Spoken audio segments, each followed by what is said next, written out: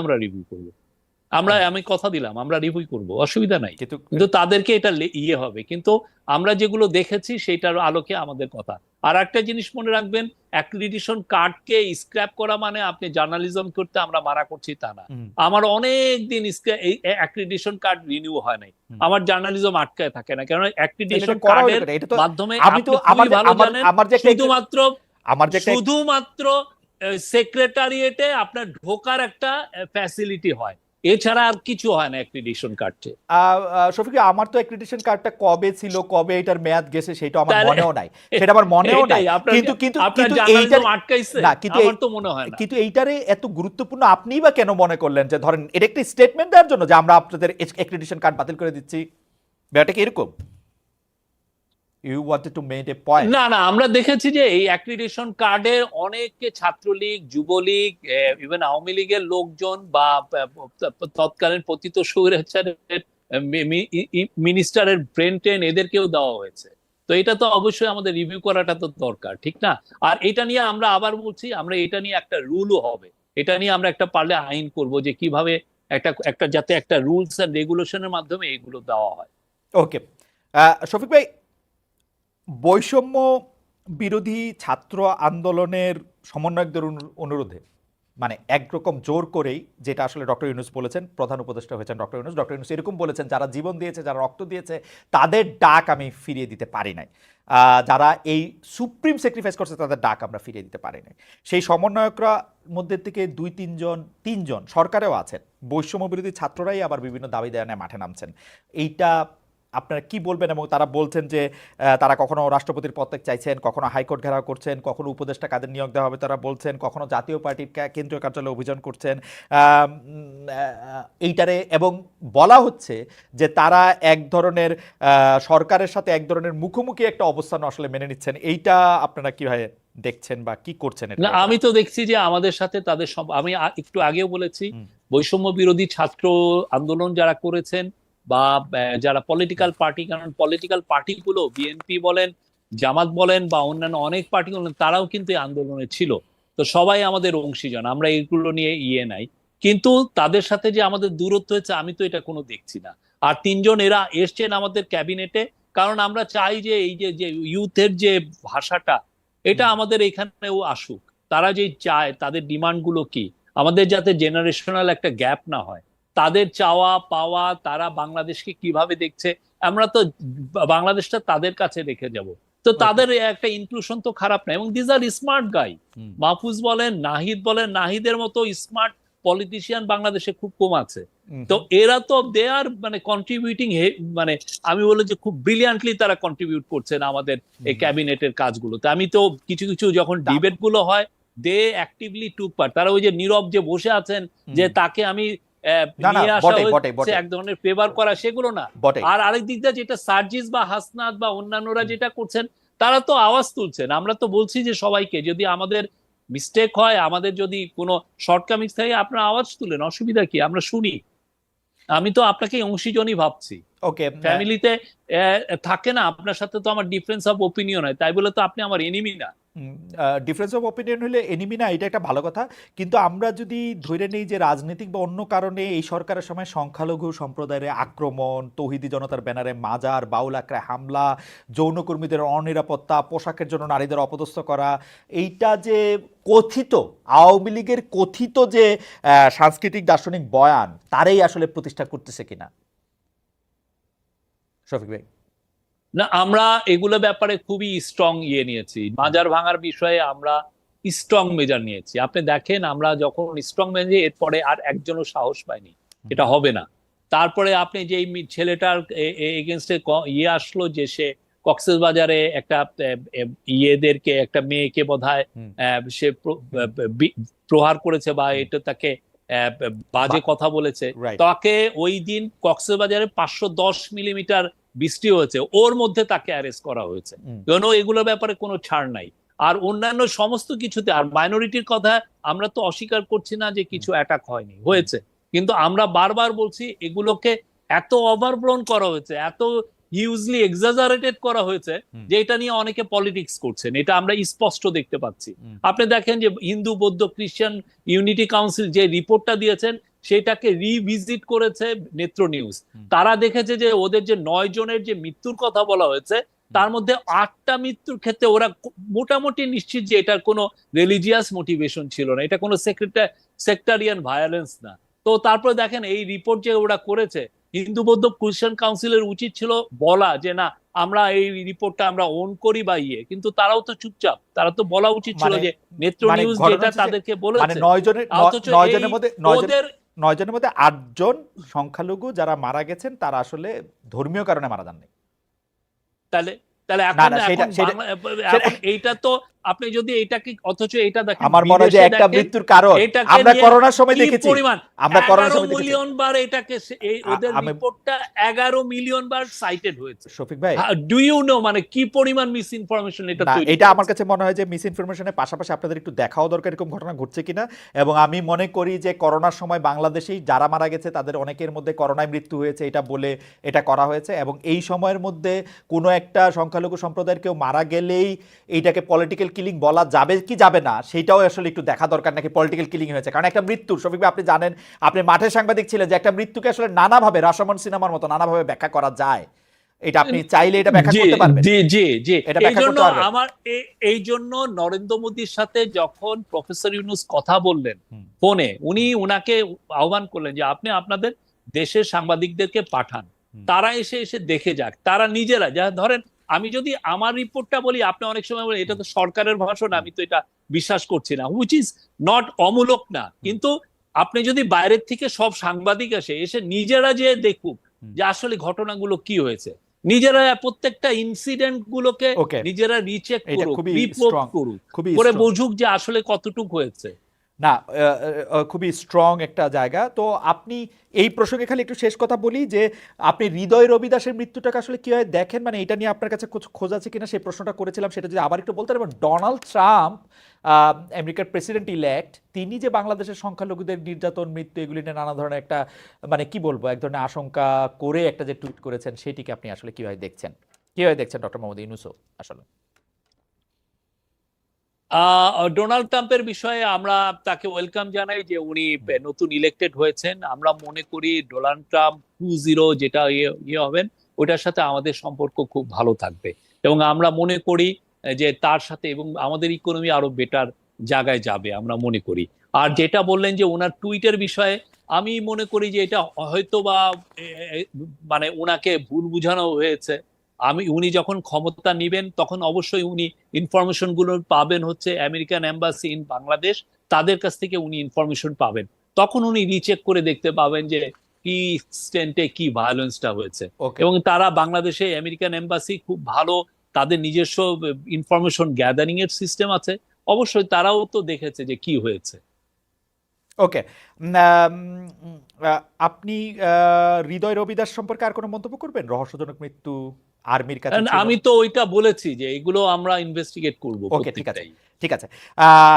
আপনি সাংস্কৃতিক জাগরণের কথা বলেছেন, সরকারের 100 দিনের কথা বলতে গিয়ে, কিন্তু আমরা শিল্পকলা একাডেমিতে প্রদর্শনীরত অবস্থায় একটা নাটক বন্ধ হতে দেখেছি। বলা হচ্ছে যে মানে আসলে এই নাটকটি যিনি করতেছিলেন তিনি সরকারের সমালোচনা করেছেন। আমরা একজন সফল চলচ্চিত্র পরিচালককে উপদেষ্টা হিসেবে আপনারা নিয়োগ দিয়েছেন, তার জন্য আপনারা ঘরে বাইরে কথা শুনছেন। আপনারা আসলে এগুলি কিভাবে দেখছেন? এইটা কোনো মানে আরও যদি আমরা বলি যে কোনো একটা ব্র্যান্ডিং এর অনুষ্ঠানে গেলে তৌহিদি জনতার ব্যানারে বাধা দেওয়া হচ্ছে, বলা হচ্ছে যে তারা আওয়ামী লীগের সময় ছিলেন। আমি পরিমণির কথা বলি যে পরিমণিকে আসলে ভুয়া ভুয়া স্লোগান করে শোরুম উদ্বোধন না করে চলে যেতে হয়েছে, মেহজাবিনকে শোরুম উদ্বোধন করতে দেয় নাই তৌহিদি জনতা। এগুলি মানে এগুলিকে আপনারা আসলে কীভাবে দেখেন? মানে সংস্কৃতিটা জায়গায় এই শিল্পকলা একাডেমিতে নাটক বন্ধ। আমরা সংস্কৃতি কিভাবে দেখি, আপনি শিল্পকলা একাডেমির যে ডিজি যিনি হয়েছেন তার অ্যাপয়েন্টমেন্টে বুঝবেন। সৈয়দ জামিল উদ্দিন আহমেদের চেয়ে brilliant stage director, theatre director বাংলাদেশে নাই। আপনি এটা জানেন, তার সর্বজন গ্রাহ্যতা আছে। আর যে ইনসিডেন্ট হয়েছে সেটা নিয়ে তো আমরা অলরেডি বলেছি, আমরা স্টেটমেন্ট দিয়েছি। হ্যাঁ, এবং জামিল ভাই খুবই ব্রিলিয়ান্টলি এটা হ্যান্ডেল করেছেন। আমরা সবাইকে মনে করি, সবাই আমাদের না শফিক ভাই, আজকে থেকে কালচারাল সবাইকে আমরা ধারণ করি। আজকে থেকে আমরা চাই যে বাংলাদেশের নাটক আরো উত্তরোত্তর আরো নতুন হাইট স্কেল আপ করুক, আমরা এটা চাই। শফিক ভাই, বাংলাদেশের সিনেমা জগতে আরো ব্রিলিয়ান্ট সিনেমা হোক, আমাদের এখান থেকে যেন অস্কার পায়। শফিক আর ভাই, যিনি এসছেন তার বিষয়ে দুই একজন মন্তব্য করেছেন, এটা হতেই পারে, কেউ না কেউ তাকে না অপছন্দ নাও করতে পারে, but Mustafa Sarwar Farooki is a brilliant filmmaker. উনি বাংলাদেশের কালচার খুব ব্রিলিয়ান্টলি বুঝেন। শফিক ভাই, আজ থেকে 5 বছর পরে সাংবাদিকতার কোনো ছাত্র যখন নিউজ পেপারের কোনো শিরোনাম দেখতে গিয়ে দেখবে যে শিল্পকলা একটি নাটক প্রদর্শিত হওয়া অবস্থায় বন্ধ করে দেওয়া হয়েছে, শিল্পকলার ডিজি মঞ্চে দাঁড়িয়ে বলেছেন আর নাটক চলবে না, মানে এর কাছাকাছি জিনিস তো আমরা টিনের তলোয়ার, মানে 1970 সালে উৎপল দত্তের ওই নাটকেও আমরা দেখি নাই। ইংরেজরাও তো নাটক বন্ধ করে দেওয়ার জন্য হুমকি দিয়েছিল, তার জন্য তাকে জেলে ধরে নিয়ে যেতেছিল। নাটক তো এমনি প্রদর্শনীত অবস্থায় বন্ধ, মানে না, কিরকম সরকারের সময় নাটক বন্ধ হয়? প্রদর্শনী অবস্থায় বন্ধ করা হয়েছে তাদের সিকিউরিটি চিন্তা করে। এবং আমরা তো এটা, যারা এই যে প্রোটেস্টটা করেছে তাদের এই প্রোটেস্টটাকে আমরা কন্ডেম করেছি। আপনারা এইভাবে তো ডিসরাপ্ট করতে পারেন না। আপনার যদি কারো ব্যক্তির উপরে যদি আপনার অভিযোগ থাকে, আপনি অভিযোগ পুলিশে দেন, আপনি প্রেস কনফারেন্সে বলেন যে এই লোকগুলো এই কাজ করেছে, কিন্তু শিল্পকলা আপনি এসে নাটকটাকে ডিসরাপ্ট করবেন কেন? শিল্পকলা এবং একাডেমি জামিল ভাই যেভাবে এইটাকে ইয়ে দিয়েছেন, এটাকে সমাধান এনেছেন, ফ্যান্টাস্টিক। আমি মনে করি উনি খুব ওয়াইজলি ডিসিশন মানে নিয়েছেন। মানে পুলিশ ডেকে নিরাপত্তা দেওয়ার থেকে নাটক বন্ধ করে দেওয়াই ভালো হয়েছে। তারপরে দেখেন না, আবার নাটক তো যারা বন্ধ করে। পুরো তো এরপরে আপনি 5 বছর পরে ওরা দেখবে যে বাংলাদেশের একটা সাংস্কৃতিক পুনর্জাগরণ হয়েছে, যেখানে আচ্ছা। সবাই খুব ভালো ভালো ইয়ে করছেন, খুব আর ব্রিলিয়ান্ট নাটক হচ্ছে, ব্রিলিয়ান্ট সিনেমা হচ্ছে। বাংলাদেশ খুবই একটা ফ্যান্টাস্টিক জায়গা কালচারালি, আর এবং আমি মনে করি সামনে আরো ভালো জায়গায় যাবে। আর শোরুম উদ্বোধন করতে যাওয়া বা মানে পাবলিকলি আসার ক্ষেত্রে নায়িকাদের ক্ষেত্রে তৌহিদি জনতার বাধা, ওইটি কিরকম? দু একটা আইসোলেটেড ইনসিডেন্টকে দিয়ে কি আপনি পুরো একটা সমগ্রটা বিচার করছেন? কারণ আইসোলেটেড ইনসিডেন্টই তো আসলে সমগ্রটাকে বিচার, তাই তো করতে হবে। আর কেমনে করব? পুরো ইনসিডেন্ট হয়ে যাওয়ার পরে করব? মানে 500টা ঘটনা হওয়ার পরে বলবো 500টা ঘটনা ঘটছে, একটা ঘটনা দিয়ে বলতে পারবো না 500টা ঘটনা আশঙ্কার কথা? না, একটা ঘটনা দিয়ে আপনি এটা, মাঝে মধ্যে এগুলো স্ট্যাটিস্টিক্যাল বিলিভ বলে, আপনি স্ট্যাটিস্টিক্যাল বিলিভ দিয়ে আপনি পুরো ইয়েকে ইয়ে করে। আমি তো দেখছি যে সবাই মানে ব্রিলিয়ান্টলি তাহলে নাটক আসেন হচ্ছে, স্ট্যাটিস ইয়ে দেখাই, হচ্ছে, 5টা শোরুম সিনেমা উদ্বোধন হবে। করতে গেছে 2টায় বাধা দেওয়া হয়েছে, তার মানে 40% বাধা পড়ছে। ব্যাপারটা কিরকম? না না, এটা কোনো ইয়েই না। আপনি ওকে, দেখেন না, আমরা তো বলছি যে, আর আমাদের কারো প্রতি কোনো ইসলামিস্ট কোন গ্রুপের কে আমরা প্যান্ডারিং করি না। ওকে। আমরা এসছি একটা মহৎ দায়িত্বে, রাষ্ট্র বিনির্মাণে, যে যে যে যে গণ অভ্যুত্থান হলো তাদের ইয়েকে আমরা ধারণ করে আমরা এই কাজে আছি, আচ্ছা, তাদের স্পিরিটটাকে ধারণ করে। আপনি গতকালই এক সংবাদ সম্মেলনে শফিক ভাই নিজেই স্পষ্ট করেছেন জুলাই আগস্টের হত্যাকাণ্ড নিয়ে কোনো ঢালাও মামলা আপনি পছন্দ করছেন না। মামলার আরো একটি দিক হচ্ছে হত্যার বিচারের জন্য মামলা হয়েছে, এমন নিহত কাউকে কাউকে খুঁজেও পাওয়া যাচ্ছে। এই বিষয়টি নিয়ে কিছু বলবেন কিনা? আপনি কালকে স্পষ্ট করেছেন না, যে আপনি আমরা কোনো ভালো মামলা। আমাদের পুলিশের কাছে এটা বলা হয়েছে যে যদি কারোকে হয়রানিমূলক মামলা করা হয়, হুম, আপনারা প্রত্যেকটা মামলা তাড়াতাড়ি আপনারা এগুলো ইনভেস্টিগেট করেন। হুম, হুম। আপনারা দেখেন যে যা কার কার এগেন্সে, যাদের নাম এসছে তাদের এগেন্সে এভিডেন্স গুলো আছে কিনা। এভিডেন্স গুলো না হলে তাদের নামটা ফেলে দেওয়া হোক। এটা পুলিশকে সেই সেপ্টেম্বর মাসে এটা বলা হচ্ছে।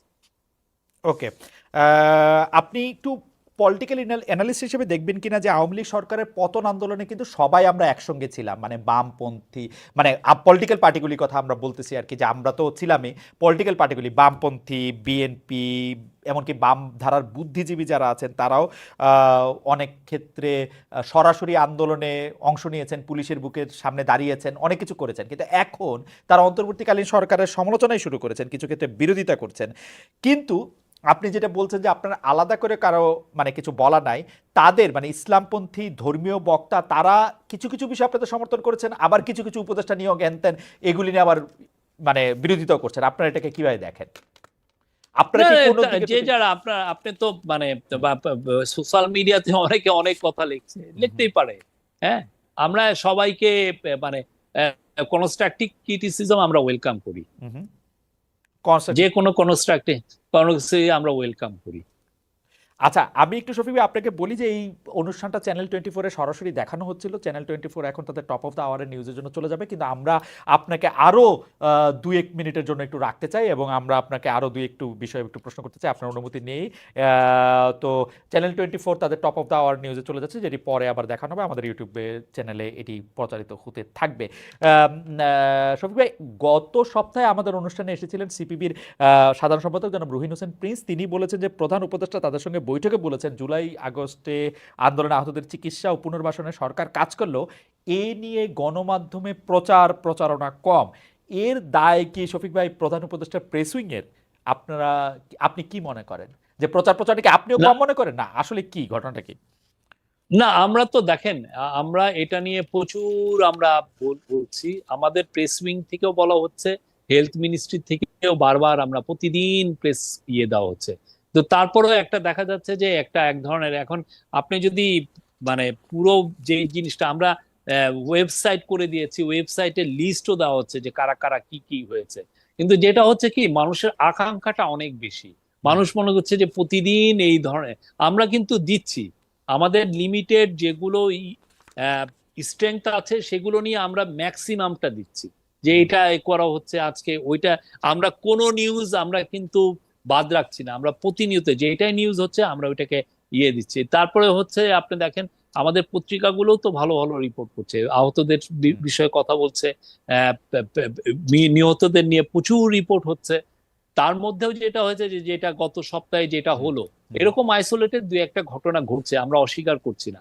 তো সেই জন্য আমরা এটা নিয়ে আরো আরো আমরা কাজ আরো যাতে আরো সিরিয়াসলি কাজ করা যায়, আরো কিভাবে ওদের পাশে দাঁড়ানো যায়, আমরা সেটা করছি, তো আমরা দেখছি। আইন উপদেষ্টা ডক্টর আসিফ নজরুল কে অনেক সমালোচনার মুখে পড়তে হচ্ছে, বলা হচ্ছে যে তার মধ্যেই আসলে সবচেয়ে বেশি সমস্যা। আবার অন্যদিকে ডক্টর মোহাম্মদ ইউনূস মাহফুজকে সব আন্দোলনের পেছনে আছেন বলে পরিচয় করে দেওয়ার পর জাতিসংঘের সম্মেলনে গিয়ে তার বিরুদ্ধেও আসলে নানা ধরনের কথা হচ্ছে। অনেক বেশি কথা হচ্ছে স্বাস্থ্য উপদেষ্টা ডক্টর নূরজাহান বেগমকে নিয়েও, স্বাস্থ্য উপদেষ্টা নূরজাহান বেগমকে নিয়েও। এইটা আসলে আপনারা এটা কিভাবে দেখছেন যে মানে সিঙ্গেল আউট করা হচ্ছে, আক্রমণ করা হচ্ছে, গাড়ি আটকে দেওয়া হচ্ছে, এগুলিকে কিভাবে দেখছেন? সার্জিস আমি সবাইকে অনুরোধ করব, যারা যারা এগুলো নিয়ে ভাবছেন, অনেক বড় বড় পত্রিকা এই যে আইন উপদেষ্টার সাথে আসেন না, ওনার সাথে একটা দিন থাকেন, দেখেন উনি কি কাজগুলো করছে, বা নূরজাহান আপাকে নিয়ে হচ্ছে নূরজাহান আপার কাজগুলো দেখেন, উনি তো যথেষ্ট ডেডিকেটেড হয়ে কাজ করছেন। আপনারা এসে তার সাথে থেকে দেখেন যে উনি কাজের মধ্যে কোনো গাফলতি করছেন কিনা, ওনার কাজগুলো নিয়ে উনি কি অবহেলা করছেন কিনা, আপনারা দেখেন না। আমরা সমস্ত সাংবাদিককে ইনভাইট করি, আসেন দেখেন। এটা নিয়ে আমাদের কোনো নাই, লুকোছাপা নাই, আমাদের এটা নিয়ে কোনো ধরনের কোনো নাই। আমরা মনে করি যে এটা আমাদের নৈতিক দায়িত্ব, এই এই যারা যারা আহত হলো, যারা যারা মারা গেল, তাদের ফ্যামিলির পাশে, তাদের পাশে দাঁড়ানোটা এটা হলো আমাদের সবচাইতে বড় কাজ। সেই কাজটা আমরা চেষ্টা করছি সবচেয়ে ভালোভাবে করার। শফিক ভাই, এইটা খেয়াল করেছেন কিনা যে এই সরকারের আমলে যত বিচারক নিয়োগ দেওয়া হয়েছে উচ্চ আদালতে, আবার নিম্ন আদালতের গুরুত্বপূর্ণ জায়গায় যেসব বিচারকদের বসানো আছে, আপনি কি খেয়াল করেছেন যে এটা ওভার কম্পেনসেট করতে গিয়ে বিএনপি বা জামায়াতের খুব গুরুত্বপূর্ণ বা খুব মানে কি বলবো খুব নিবিড়ভাবে সম্পর্কযুক্ত লোকদেরই আসলে নিয়োগ দেওয়া হয়েছে কিনা, নাকি ঠিকই আছে ভালো লোকদের নিয়োগ দেওয়া? আমি এই পুরো 1-to-1 আমি বলতে পারবো না, বাট আমরা মনে করি যে আমরা যারা কম্পিটেন্ট তাদেরকেই নেওয়া হচ্ছে, সেটা আমাদের দৃঢ় বিশ্বাস। মানে এখন আপনি যদি 1-to-1 বলেন যে ইনি ইনি ইনি, সেটা নিয়ে আমি বলতে পারবো না, বাট আমরা মনে করি যারা এই লিগ্যাল প্রফেশনটা খুব ভালো বুঝেন, বাংলাদেশের জুডিশিয়ারির উপরে যাদের যথেষ্ট জ্ঞান আছে, যথেষ্ট, আপনি নিজেও তো লয়ার স্টুডেন্ট, না আমি জার্নালিজম তাদেরকে স্টুডেন্ট, কিন্তু আসলে হয়তো কেউ কেউ মানে আপনার সাথে পরের আলোচনা আমি নিশ্চয়ই হয়তো কিছু বিষয় আপনার দৃষ্টিও আকর্ষণ করতে পারি। যাই হোক, পাকিস্তানের সঙ্গে বাংলাদেশের নতুন সম্পর্ক গড়ে উঠেছে। করাচি থেকে প্রথমবারের মতো জাহাজ এলো। আওয়ামী লীগের সঙ্গে যার যার বৈরিতা ছিল তার সঙ্গে বন্ধুত্ব করা হবে, এইটা কি এই সরকারের পররাষ্ট্রনীতি, নাকি সরকার পররাষ্ট্রনীতিটা অন্যভাবে দেখছে? সবে আপনি কিভাবে দেখেন? না, সরকার পররাষ্ট্রনীতি এখানে প্রফেসর ইউনূসের এটা খুবই, উনি একটা, আমি এটা ওই যে আমার যে 9 পয়েন্টের মধ্যে এটা লিখেছি যে ফরেন পলিসিতে উনি নতুন ডিরেকশন এনেছেন। এটা কি উনি চাচ্ছেন যে সার্ক যেটা মরিবান্ড হয়েছে, মানে একটা মৃতপ্রায় হয়ে রয়েছে, সেটাকে উনি রিভাইভ করতে চাচ্ছেন। সার্কের মধ্যে সমস্ত দেশের সাথে যাতে আমরা খুব দৃঢ় একটা খুব সুন্দর সম্পর্ক তৈরি করতে পারি। এই জন্য এই বছর ওনার ইচ্ছা ছিল যে উনি যখন ইউনাইটেড নেশনের জেনারেল অ্যাসেম্বলিতে গেলেন, তখন ওনার ইচ্ছা ছিল যে যতগুলো সার্কেল লিডার আসবে তাদের সাথে যত একবার 5 মিনিটের জন্য হলেও যেন ফটোশুট করা। তাতে হয় কি, এক ধরনের মেসেজ যায় প্রত্যেকটা দেশে যে না, আমরা একসাথে আছি। এবং এতে হয় কি, যে এই বৈরিতা তৈরি হয়, আমি আপনার সাথে যদি কথা না বলি তাহলে আপনার সাথে দূরত্বটা বেশি তৈরি হয়। আমি আপনার সাথে কথা বললি, তাই একসাথে থাকি, তাহলে হয় কি অনেক ধরনের সমস্যা খুব দ্রুত সমাধান হয়। তো আমরা মনে করি যে ওনার ইচ্ছা হচ্ছে যে সার্কটাকে রিভাইভ করা। সেই আলোকে আপনি জানেন নেপালের থেকে 40 মেগাওয়াটের আমরা পাওয়ার আনছি ইন্ডিয়ান গ্রিডকে ব্যবহার করে। তো এটা উনি চাচ্ছেন, স্যার চাচ্ছেন যে একটা সাউথ এশিয়া গ্রিড যদি হয় তাহলে এমনও হয় যে নেপালের 40,000 মেগাওয়াট বিদ্যুৎ ওরা উৎপাদনের ওদের অ্যাবিলিটি আছে, সেটাকে আমরা ট্যাপ করে বাংলাদেশে আনতে পারবো। সেক্ষেত্রে আমার কয়লা পুড়িয়ে, মানে ফসিল ফুয়েল পুড়িয়ে তাহলে আর আমার বিদ্যুৎ আনতে হয়। ঠিক তেমনি পাকিস্তানের সাথে আমার সম্পর্ক, আর যে শিপের কথাটা বললেন, সেই শিপটা কিন্তু দুবাই থেকে ছেড়েছে, জেবেল আলী পোর্ট থেকে ওইটা করাচিতে টাচ করেছে, পরে তারপরে চিটাং এ আসছে, চিটাং থেকে ইন্দোনেশিয়ার একটা পোর্টে গেছে, ওইখান থেকে মালয়েশিয়ার পোর্ট ক্ল্যানে যে এটার সমাপ্তি হয়েছে। তো এখন এটাকে ইন্ডিয়ান পত্রিকাগুলো যেভাবে বলছে সেটা তো একদম ভয়াবহ। ইন্ডিয়ান পত্রিকা বলছে, আমি সেই জায়গায় যাচ্ছি না, কিন্তু পাকিস্তানের সাথে বাংলাদেশের এডমিরালিটি ওই চুক্তি পুনর্ভাবে না লেখা হলে এটা আসা সম্ভব হতো না, যেহেতু এটা করাচি টাচ করেছে সেই জন্যই। সেটা অসুবিধা কি? আমার কোনো অসুবিধা নাই, আমার কোনো অসুবিধা নাই, আমার কোনো অসুবিধা নাই। আমার কাছে আমার খুবই সুবিধা লাগে, আমার কাছে খুবই সুবিধা লাগে দেশের সাথে আমরা ভালো আমার খুব সুবিধা লাগে। কারণ হচ্ছে শেখ হাসিনাও তো ইমরান খানকে ফোন করেছিলেন, এক ধরনের কমিউনিকেশন ইনিশিয়েট করেছিলেন, সেটা হয়তো তিনি জারি রাখতে পারেন নাই, নানা ধরনের দুর্বলতা তার ছিল, সেটা আমার কোনো অসুবিধা নাই, আমার কাছে সেটা সুবিধাই মনে হয়। কিন্তু আমি যেটা জানতে চাইছিলাম যে মানে আওয়ামী লীগ যেগুলি করতে পারে নাই সেগুলি করার ব্যাপারে আপনারা দায়িত্ব অনুভব করছেন, নাকি সেগুলি এটা মানে অর্থনৈতিক? না, এটা ধরেন আপনি পাকিস্তানের আপনি জানেন ইয়ার্ন খুব, ওরা ব্রিলিয়ান্ট, ওদের ইয়ার্নে ওদের একটা কম্পিটিটিভ অ্যাডভান্টেজ আছে। আমি যেখান থেকে পণ্য আনলে আমি মিনিমাম সুবিধা পাবো, আমি সেই জায়গায় যাব। আমার ওই বৈরি আমি রেখে আমার লাভ নেই, আমার ইকোনমি তাতে হয়। আমার এই যে পেঁয়াজ, আমি দেখছি যে ইন্ডিয়া থেকে পেঁয়াজ আনলে আমার পাকিস্তান